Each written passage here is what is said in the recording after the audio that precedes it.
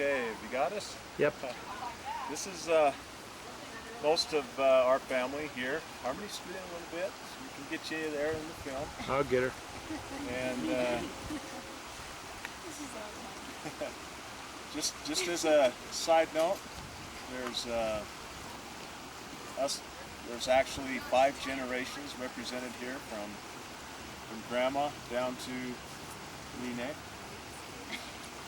5 actual generations.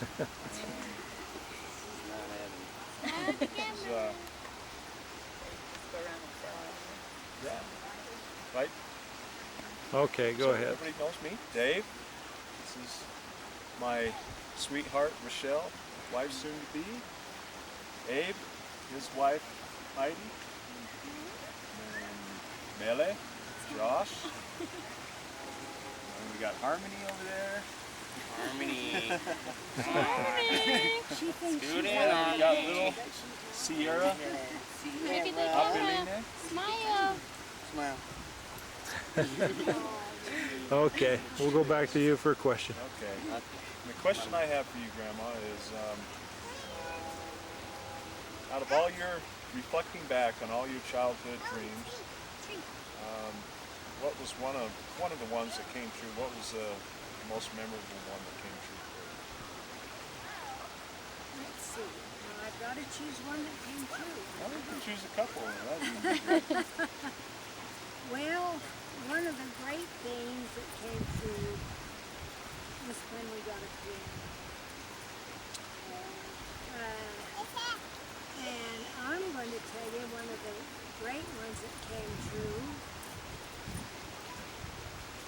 when I was 89 years old. Okay? Okay. All right.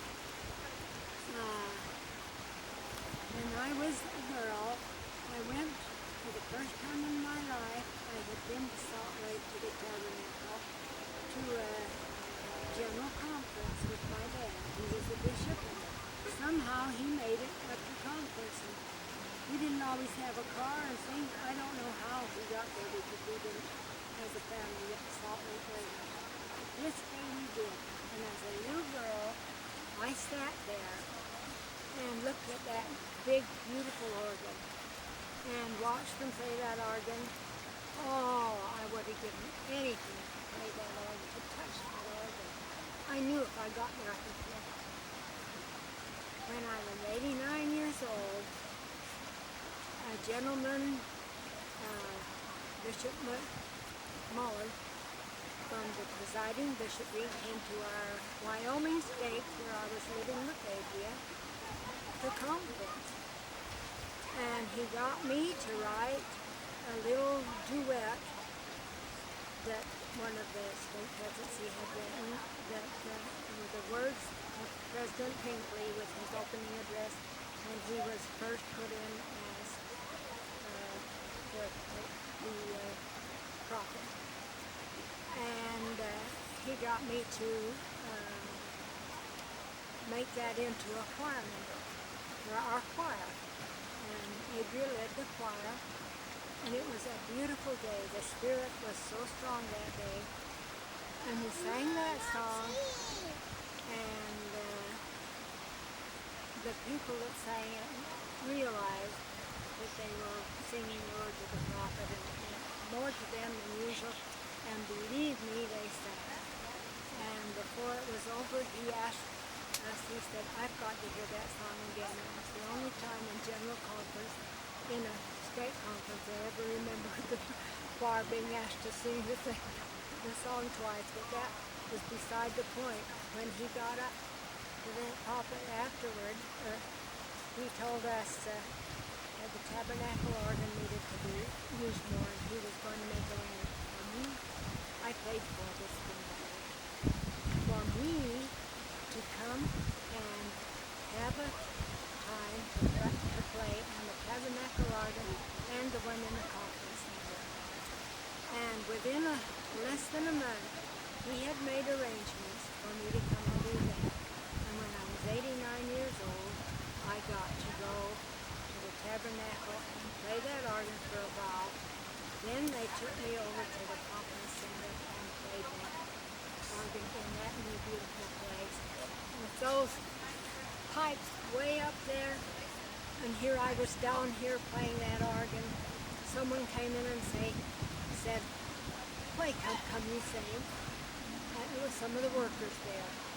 And I did, and I played the big choir version of it. And what a thrill. And that was a great lead that I never dreamed would ever. Wow. So that was a thrill. That's great. That's about it. It was glorious. It was a glorious experience for me in my late years. Go. Talk loud. Favorite class in school? Well, I had some favorite teachers and must have had a favorite class. But the thing that stands out more than anything else with me was when I got to high school. And this might surprise you. My favorite class was typing. Learning the typewriter. You know, I had played the piano and my fingers were fairly nimble because of that. And I loved to do the typing. And the typewriter was music to me. It actually was just like music. And so that was my favorite class and the easiest for me too. My question is, what did you want to be when you grew up? Many things. Many of things? course. I'll tell you what I thought I wanted to be. I love music. So one thing that was always in the back of my mind trying to be a great piano player or something. I didn't spend enough time at that. I had too many other things to do, so that didn't work out. But I'll tell you, one other really, really neat thing. I always wanted a big, beautiful ranch, a dressed up one, with a beautiful house made out of stone and things like that, and maybe somebody to help do the work and all that. And kind of like Barbara Stanwyck, you know, in the movie. I always loved horses, and my big dream, my most beautiful life I can think of, is having a well-run, beautiful horse ranch with lots of greenery around and all of that, and a lot of horses, and a lot of children to live in the big house. Great. That's about it. Okay. You ready? Yep. Okay. What was your greatest achievement you accomplished in your life? I really don't know how I did it. I don't know how it happened to me. I never dreamed it could happen to me. But it was having my family, my children. To me, they're just about perfect. We're not perfect. But what they have done for me, I have learned from them many, many things. I was never much of a people handler, I've always said, and they have turned out to be wonderful children in spite of me, not because of me, and but that is by far my greatest achievement, and I love them, and I love their testimonies, and I love the beautiful spirituality that I've learned from them. That's the greatest. Okay. What was your favorite instrument to play and why? Okay. This is a fun one. I like answering this one. I played the piano all my life. I played by ear and made arrangements of my own and that, and truly enjoyed that. And but when I deviated a little bit along the way, I surprised myself. I was working in Salt Lake, and I didn't have a piano right then, and I got hungry for music. So I went over to the music store, and there in the window stood a big marimba. What's that? And I took them out. I went in there, looked at that marimba, and I took them out and hit one key. That was my marimba. I bought that marimba, and I rented a room up in the top of their building and taught myself to play that marimba, which was not very hard because I knew piano and all of that. And I learned to play it with the 4 mallets, and it was a beautiful organ-like instrument. For 25 years, I played that marimba all over the place. And my husband even married me and carried it around with me. But in the meantime, here I come and the master play at church the organ. So that became quite a favorite for a long time. And I played that and did some classical on that. And had a wonderful time with that too, because sometimes it's better for weddings and things than a piano. Now I went back to the piano as my very most favorite thing is classical piano music. That's got to end up that way. So here I am. If you could choose any animal to be in the world, what would it be and why? Okay. Now, can it be anything living? Can it be a broad question, maybe not a ground animal or something? Yeah, any animal. Doesn't matter. Don't. What I most have always said, especially later in life, I wanted to be a bird. And because they're so free and you watch them fly, and I think, oh, that would be great. And I do say that about some of the animals in the field. I love the horses and that, but the very thing I most often have wished was that I was a bird and that I could have been a bird watcher. Sure. Here we go. Okay, so introduce everybody. Uh-huh. Okay. This is my husband, Sean. The twins, Ethan, Dylan, my daughter Lauren, and Tonya. And we have some questions for you, Grandma. Here we go. You're ready. Go ahead and ask your question, Tonya. Oh, when we were kids, we would always have family parties in the canyon. And I'm asking Grandma what was her favorite thing about the parties in the canyon? Okay. One of the first and biggest was the family being together. I loved it when the family was together. But oh my, how I did love those canyons. You know, when we were little, we were never able to go on trips or anything. And to go to the canyon several times every summer. American Park Canyon was the one that it was the thrill of my life from childhood on up. And so I've enjoyed the canyons forever. I love the bonfire. I love the smell of the fire. I love singing songs around the campfire. That just fulfilled something in me. And there was such beauty there all my life. The canyons have been the place where I could get my head together and get my values straight. And I loved it. Here we go. Well, my favorite, American Park Canyon, had a place called Bear Roll Off, and it was a W going up the hill, and when you got to the top of this hill, it wasn't a huge hill, but it was about our favorite hike. And when we were young, we used to make our initials on the trees and that. So one time I took George up there and showed him my favorite spots, and we climbed up there, and there, nearly at the top, was a tree with DA and DW, loves DW, I guess it said. or a heart or something. That was Dean Webb, my boyfriend in high school. And George was just amazed that we ran into that, and it was fun to show it to him.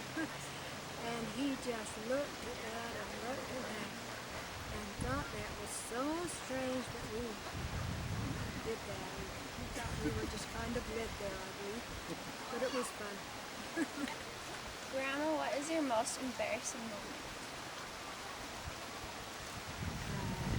You realize that this is quite a thing to choose between the many.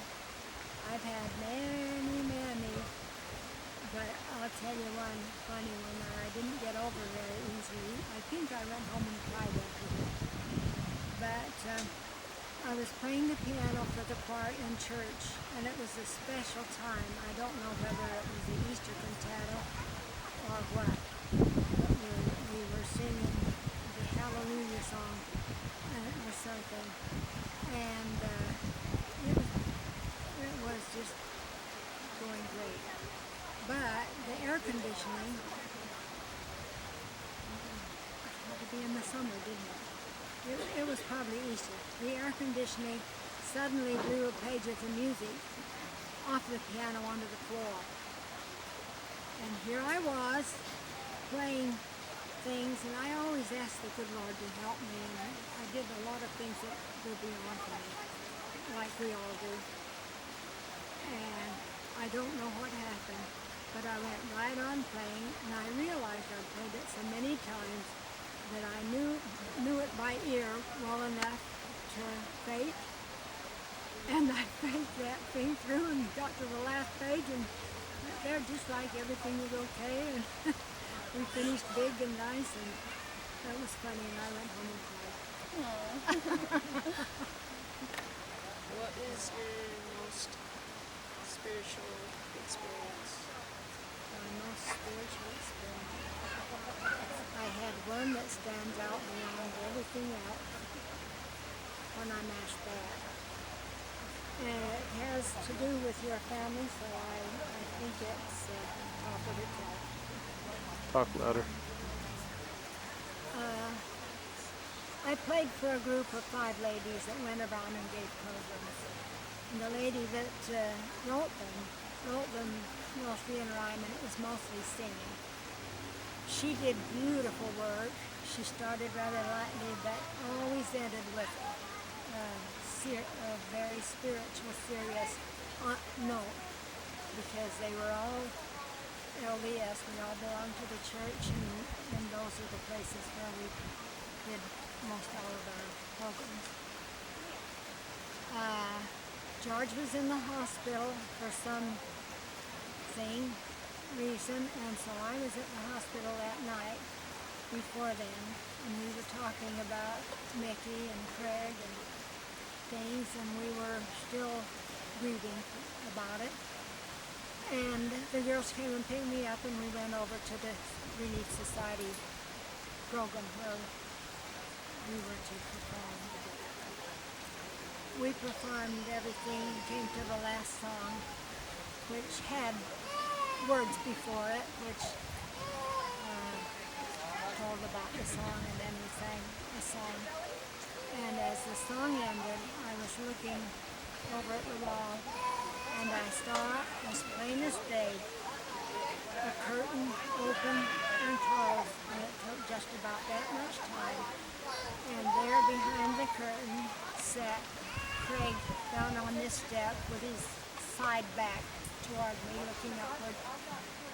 Mickey was there, turning sideways, looking upward, and my mother stood at the top of some steps, I guess. They were there, and it was as though she was sitting, and it was as though she was teaching them, and they hadn't been with her long. And it was very plain. I can never forget it. But it's happened. It only lasted just that second. And the program had been so beautiful that we were all in that beautiful spiritual kind of a mood, and I think that's why I did see it. And it was very beautiful. When it was over, not one word was spoken, and someone just got up and said a beautiful closing prayer in tears, and then that was the end. Well, Grandma and Grandpa obviously have played a big role in Tonya and our marriage as far as an example of what to do. And we've always looked up to them. And so my question to Grandma is, in your marriage and in your life, what has brought you true happiness? I have to add a few things onto that. Great happiness has come when our family, like you, have been happy and good people and all of that. So much of the happiness begins there. But you've got to have the Spirit of the Lord too. And you kids have it. Whenever we've been with you, we felt it. And my greatest experience with that has come in later life when I did what President Hinckley asked us to do and read the Book of Mormon one more time. It's been many times. And I read it twice in the allotted time that he asked us to have it done before the end of the year. And I can't explain to you how much it came to me that my love for the Lord, God, and Jesus Christ was far greater than it had ever been before. I had just opened up. I had gotten more from the scriptures than I had ever before.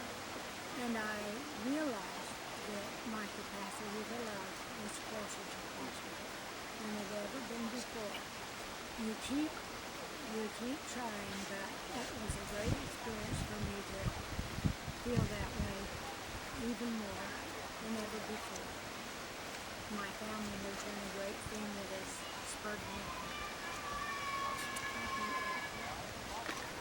What was Grandpa's favorite breakfast that you cooked for him?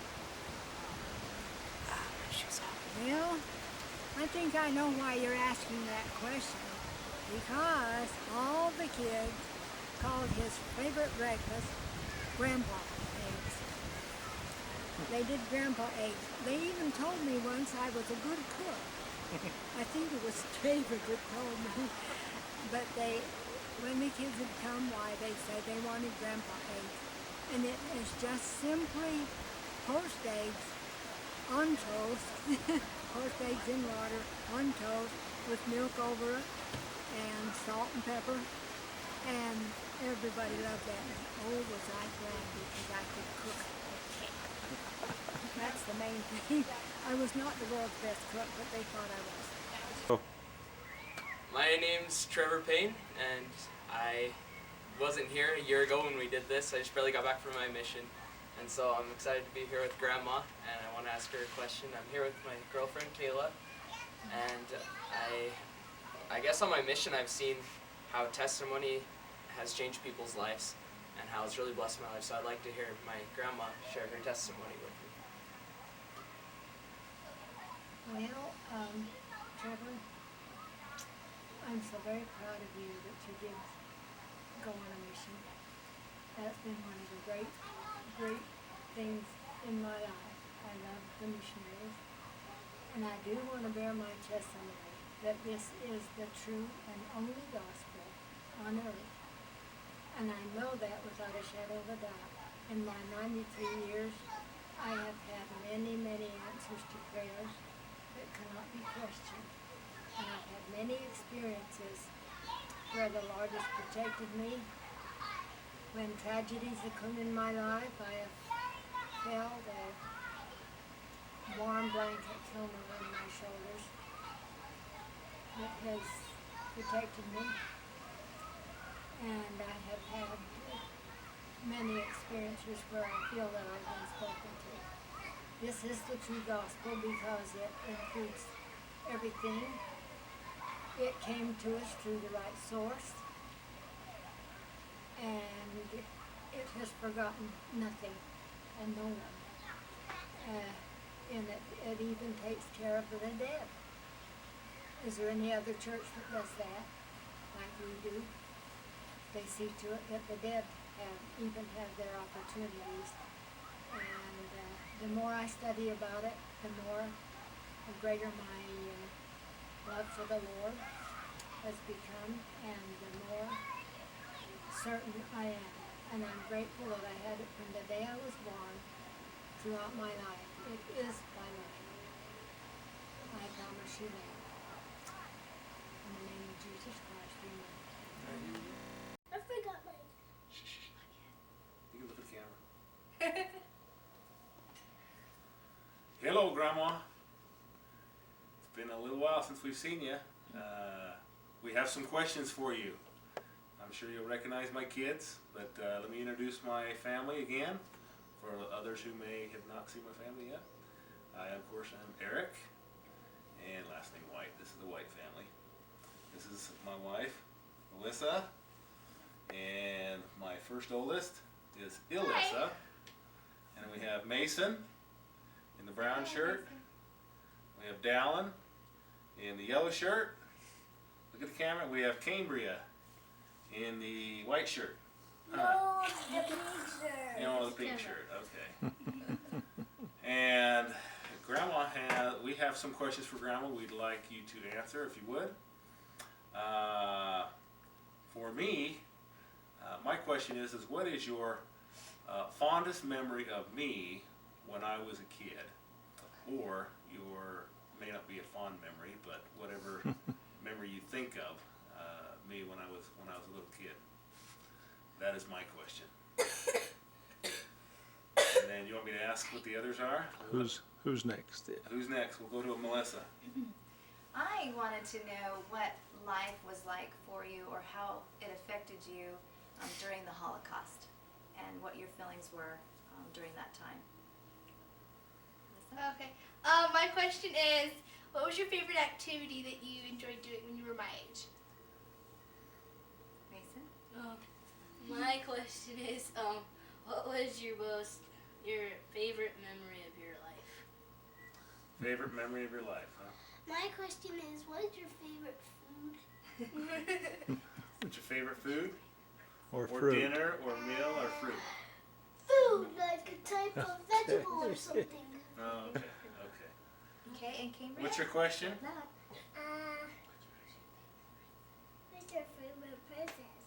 Who's your What- favorite princess? What's your question? One more time. Say it louder. Who's your favorite princess? So those are our questions. If you could please respond, we will be waiting for them anxiously. We Is that love you, it? Grandma. Love you. Woo! All right, now, Eric, I have your questions here, and so I'm going to do your family now.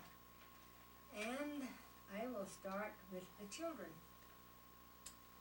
Mason has asked, what is your favorite life memory?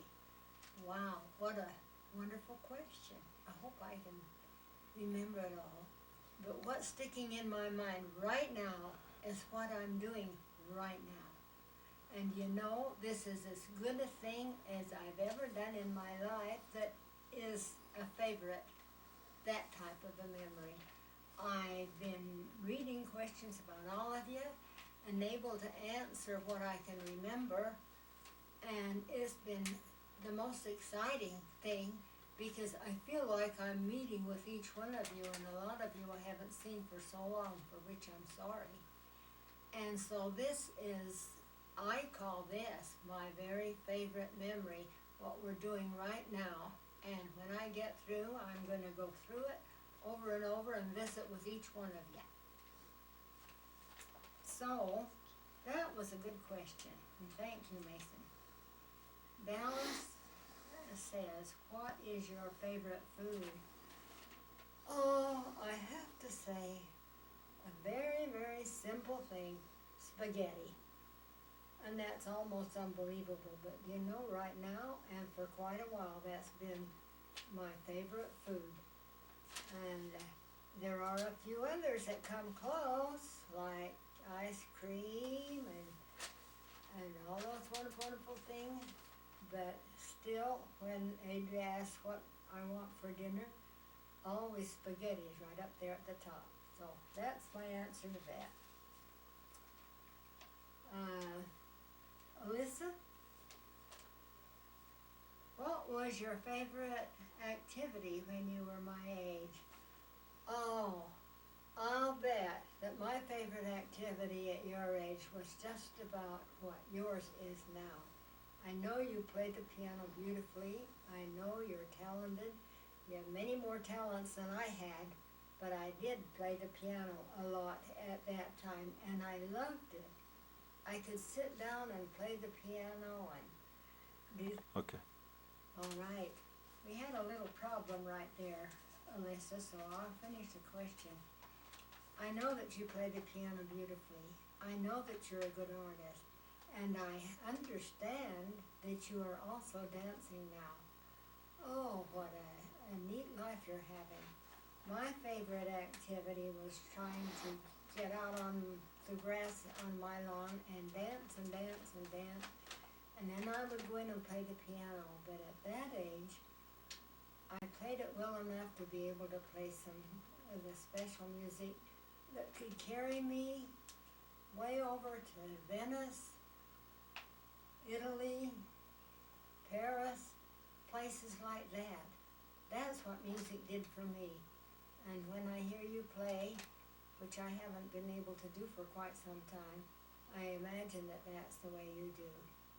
And it's lovely to know you and know that you do that. Thank you for that question. Here's little Cambria, or Cambria, I'm not sure which. Who is my favorite princess? Oh, what a sweet, sweet question. Because when I was a little girl, I dreamed about princesses all the time. And the only princess I can think of now was the beautiful Princess Diana. And you know, you can look like her. Your hair is her color. And you look like a princess to me.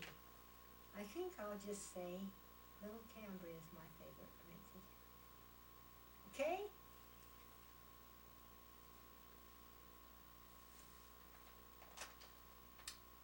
Now I get to Eric. I get to tell the truth about Eric. Eric's question is, what is your fondest memory of Eric as a child? Eric was a beautiful child, and he was a wonderful child. He was smart. He played the accordion, and he did many things. Eric was one person that would understand when you told him why he shouldn't do a thing. Lots of kids never understood when you were talking to him. He was very early in his years to understand why he should and shouldn't do things. And I remember one thing that Eric said to me that I want to bring out because it tells a lot about him. He said, Grandma, I learned one lesson. Now, he was probably around 11 or 12 years old and he came home from school. I learned one lesson. When I've got something to do, if I go and do it in a hurry, then it's behind me instead of ahead of me. And that's the smartest way to do it. I'll leave you with that one, Eric.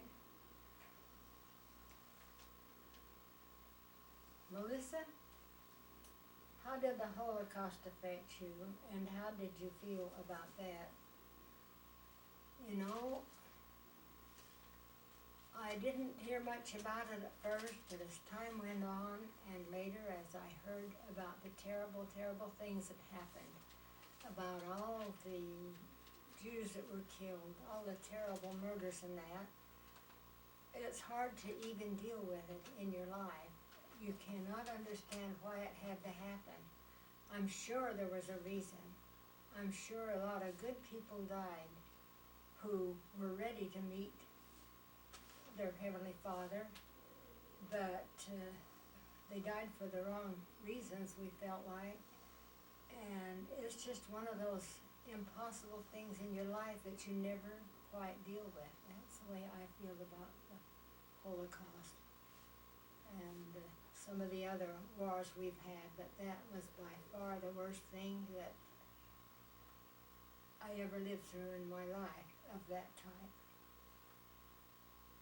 I just can't still can't deal with it. Okay. That may not be a very good answer, but that's about as good as I can bring out of my feelings. Okay, Melissa, now that finishes your family, and thanks for the wonderful question. The question I have for Grandma is, give us a fond memory of your hometown in Lehigh, because that's where she's from, of course, Lehigh. Just a fond memory that maybe you haven't shared with us in the past. Okay. I'd have to maybe tell you more than one, because I really love Lehigh. And Lehigh was a rather small town, about 2,000 people. And everyone was pretty much alike there. In those days, we lived, raised our families and all that. No one was extremely wealthy, probably. And many of us were kind of poor. Those were days when things were poor. And I loved that town. I loved the things we did. I loved the summers. There were lots of things I did in the yard. One thing I did that was a lot of fun for me was when I could walk the cows to the pasture. I thought that was so great. And I'd walk with Phyllis or somebody down to the pasture, and we'd go over a railroad track and that. And then at night, we'd go down to the pasture and get the cows and bring them home. And that's really a nice memory. And then another thing we did was we'd play in the street a lot. We had games every evening. We would play hide and seek, or any games and all that. And in the wintertime, we had a corner where the snow came heavily, and it snowed more then than it does now. And we'd have our big wagons and horses and have sleigh rides, and they would whip the sleighs around. We would have a ball. So it was summer and winter both. It was really, really nice. I think it'd be kind of interesting if I told you my very first memory that I have as a child. On November the 11th, when I was 3 years old, I remember the bells ringing into town, a great big bell and chiming, and people running out into the streets and running to their fences and talking over their fence with their neighbors, and everybody excited because the war was over. And the First World War was over in 1918, and I remember actually going out and standing by my mom, and it kind of scared me, and I remember taking hold of her skirt and hanging on to Mama's skirt, and she was talking to our neighbor next door. It was so wonderful because everyone was so happy. They talked about the soldiers were going to come home soon, and there had been some deaths and everything, and that was one thing that I always remembered, and it wasn't just told to me. I actually remember it. I remember hanging on to Mama's skirt, and what a wonderful day that was. I don't believe you've told that one before. No, I haven't told that one before here. So that was my very first memory. And then my sisters were so good to me. I was the baby of the family, and they would take my hand and drag me everywhere. Every time we walked uptown, we knew everybody, and everyone knew us, and it was just a wonderful way to go. And people were good there. It was a Mormon town, and everyone was good in those days. Everyone was good to each other. I don't remember quarrels in the family, or I don't remember quarrels with friends or anybody. We just had a wonderful time. I was very shy when I would go to walk uptown. As I got a little older and I went to school, if I saw a teacher coming down the street, I would cross the street so I wouldn't have to meet her and You want to try cross to in say front of hello. I was too shy to do that. So I suffered quite a bit from that. I think that's genetically passed on because there are many shy ones in the family. Oh yes, definitely. But that was the way we grew up and the way we lived. And then my dad finally got a piano, and I told the story about how that came about. Why I used to run home from school to beat my sisters home so I could play that piano and learn their lessons. And those are pretty much kind of Go. Grandma, do you want to make any faces for the camera? No? no, that's like the kids make the face. Okay, we'll keep it at that. Go. I guess we just wanted to ask you, I wanted to ask you since I didn't have a lot of time with my mother on this earth, nor my brother, but maybe you can give us some stories of funny and maybe spiritual times with my mother, maybe brother. Mickey. Oh yes. I tell you, as a baby, Mickey was like a sweet angel entering our home. She was just wonderful and so sweet, and she grew up to be so nice to Adrian, and she tagged Richard around when she was a little girl. She would be so delicate and long and clean and nice. She would go out and tag Richard and his friends around, and he would never, that I know of, tell her to get out of the way or go on in the house or leave him alone. He would let her come, and you know, she could climb fences and trees and do anything those boys did and keep up with them, and she'd come in just as dirty as can be. And so sweet. She was just delightful. She was what you call a delightful child of her life. And I don't remember ever telling a lie or anything like that. She just tried to be a girl. But I'll tell you one thing about her that I appreciated. Any teacher she had in Mutual or anywhere else, many times told me if they had a child, they'd want one like Mickey. And she won some state honors with being one of the most outstanding girls in the state. I remember they had a program and they had each girl come and give a talk and do that. And when she was a teenager, she was outstanding in many of those ways. She was outstanding in speech and stuff. She won. She was so quiet and shy. She'd get up on stage or anything and she'd come alive. She'd just go. And she was in the main high school play when she was a senior. That was Helen Keller. She was the mother.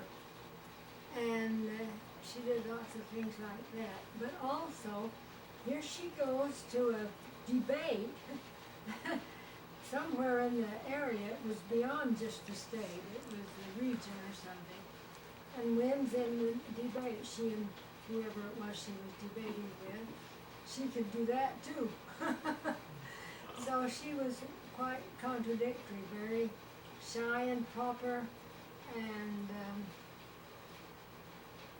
wonderful help. But also, she could get up and debate or anything else, and she won honors like that. She was the speaker for the seminary graduation her year, and different things like that, and she won quite a few speech things of that. So she was just a delight to have around. And my three kids all had great respect for each other. I don't remember any of them ever making fun of the other over something they did foolishly or accidentally, or putting them down, or anything like that. And if one of them had a trouble, it was all of their trouble they do it. And I know the big brother, the biggest one of the family, had something to do with starting it that way, but the others were just like him. And Michelle was a peacemaker. She was just a lovely, lovely peacemaker type all her life. And she was a dreamer. And she was a dancer. And she was one that loved the beauty of the dance. She wanted the beautiful dances, not the active wild ones or anything like that. Those are things I remember about her all her life. And just a wonderful, wonderful support. And of course she was not perfect, none of us were, but we had a wonderful time as a family like that. And many, many laughs. We laughed a lot. Both in my family when I was a child, and also with my children. And their dad was funny with them and everything, and they'd have a hard time realizing when he was telling the truth because he looked so serious.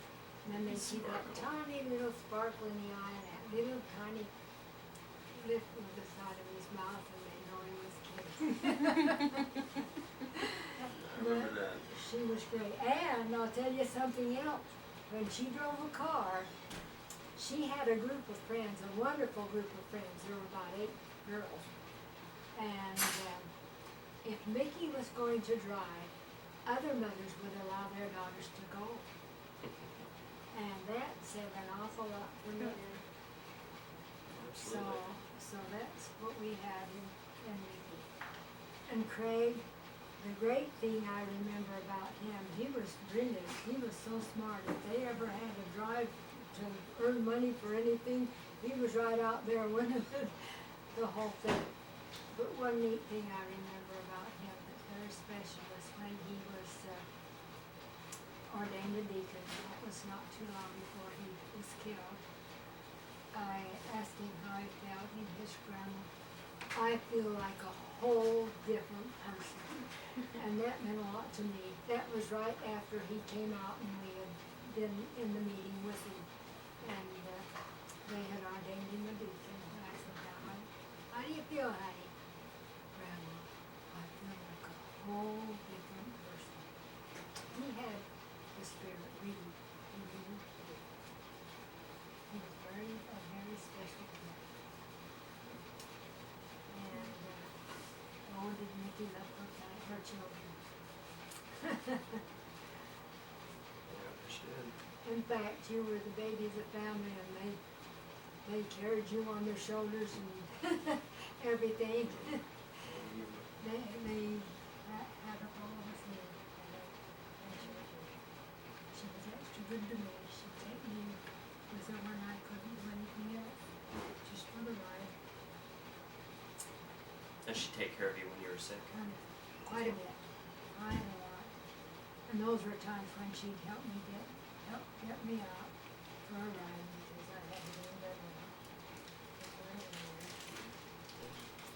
Oh, did I have good news of her? Life would have been pretty different with her, but no doubt she's doing wonderful things there. You bet. She knows what's going on. Hope so. I guess that's all I can say, unless That's you enough, have thank you. something specific else. No, Which one I forgot. no, that's it. Okay. Just don't have a very good memory. Yeah, well, you were too small. Mm-hmm. But, oh, boy. Do you remember, let me say one thing, something else. The morning after she was killed, you remember, I know, when you came out of the bedroom and said, Mom says she's all right, and it's all right. I'm going to be all right. That's probably the biggest memory I had with her. Uh-huh. Is when Tonya and Andrea was walking down the hallway that night. I saw a bright light coming from my room, and as I entered my room, as they entered my room, they couldn't open the door. Oh.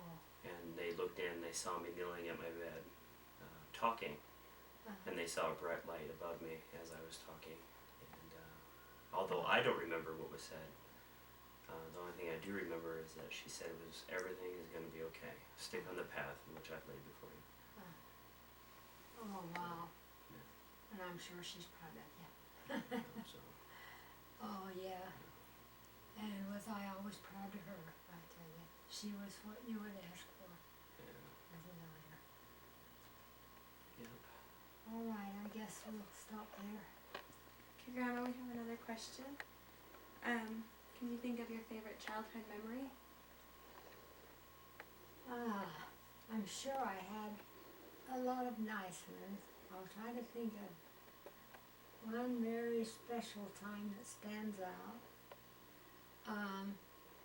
Like I said before to Ryan, we were a family that had a lot of laughs and a lot of fun. My sisters, especially my oldest sister and my brother, who was the oldest of the family, were always making jokes and having fun. So we did have a good life. We had a wonderful life. One memory I wouldn't mind telling you about is when I was baptized in Utah Lake. That was interesting for me, and that is my big standout memory for that age or anywhere near that age. It was summertime, and we used to go once in a while swimming in Utah Lake. It was kind of a dirty lake, but there was nowhere else to go right then.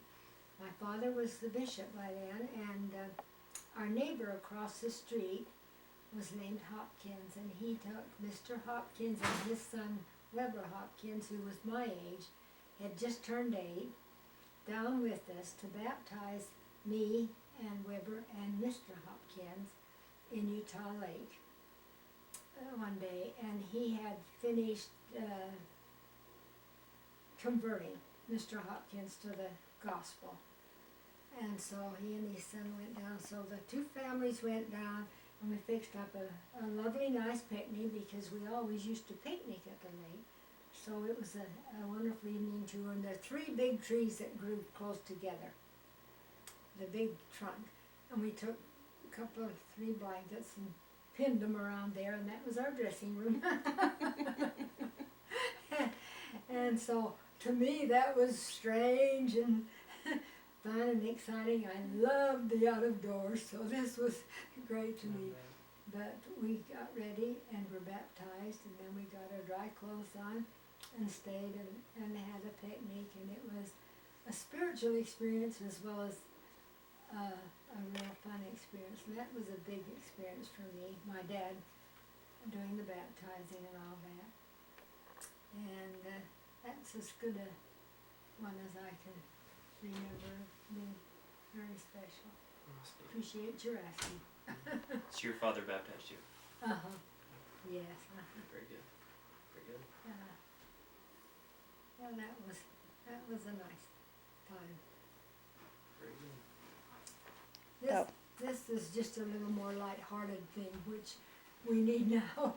And it was when I got a little older, but by the time I was 14 and that, they had built a dance hall out at Saratoga, and it was right on the edge of the lake. It came out right to the edge of the lake, and my great memories there, I was so very much a dreamer and so sentimental. I lived in a dream world. I didn't live in the real world very much. And we would go out there and dance, and the moon would be on the water, and they would play these moon songs, Moon Over Miami and all these things. And that is the big way we spent our time dating. And that's kind of the way I fell in love with love, not anybody in particular right then. I did have boyfriends that I got a little bit serious with, and at times, but I had a wonderful time there. Saratoga was a big place with us because it was romantic. And so we had our dreams there, and lots and lots of fun. That was another one of the nicer memories as I grew up. And that's all I can say of that, I guess, or I should say. But that was a wonderful place to have for somebody who was always dreaming about her white knight. Mm. Yeah. Saratoga. So that Saratoga. Yeah. That has changed now, but that's the way it was